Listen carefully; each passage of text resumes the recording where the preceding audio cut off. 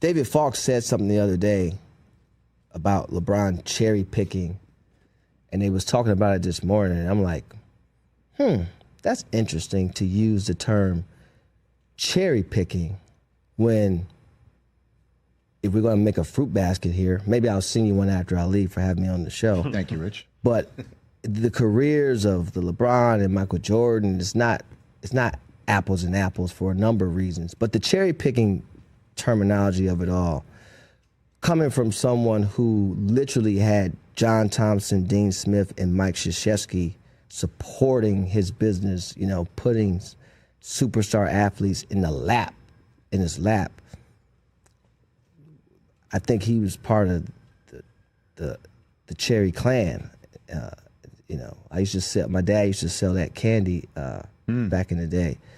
I just thought that was very unfair and a little beneath David Falk for a number of reasons. And so we can't have revisionist history, and we all want to just determine who's the GOAT and who's the best and so on and so forth. But I just thought that was a little beneath David to say that, and I'll table that there. But, well, we were going to bring that up, and for those who might not know what Rich is referring to, is a Sports Business Journal quote from the longtime agent of Jordan saying, "I really liked LeBron, but I think if Jordan had cherry picked what teams he wanted to be on and two other superstars, he would have won 15 championships."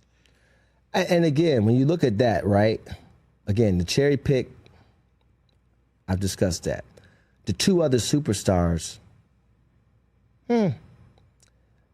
Michael never had to leave. Michael's never been the underdog in any finals. Not one time. Michael never had a 24-hour, 365 news cycle. He never had shows built strictly to criticize him. People made millions of dollars criticizing LeBron James. That was their entire job.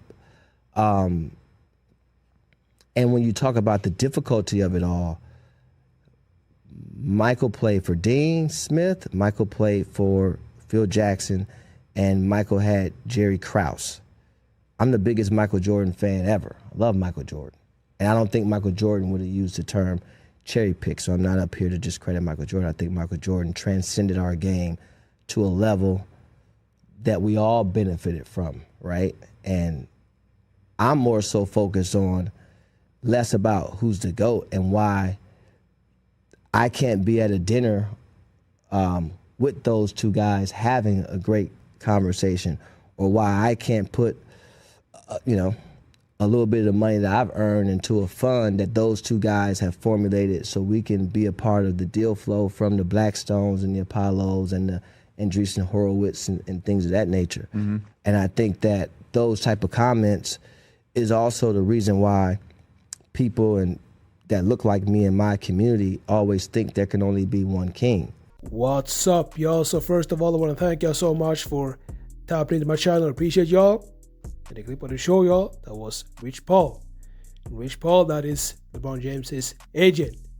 And I understand that you want to ride for LeBron James, but I gotta say that I disagree with Rich Paul, because y'all heard what he said. He said there can be two kings, and that is just, that is just bizarre.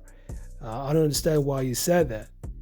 He said that, he basically sent a stern message to Michael Jordan and also his agent David Falk, and he said that there can be several kings, and I don't know what world he's living in, but there can only be one king in one country. So when it comes to basketball, there can only be one king, and that king is Michael Jordan, aka MJ. So let me know what you think about this, and make sure to like this video and subscribe, and I'll see y'all in the next videos.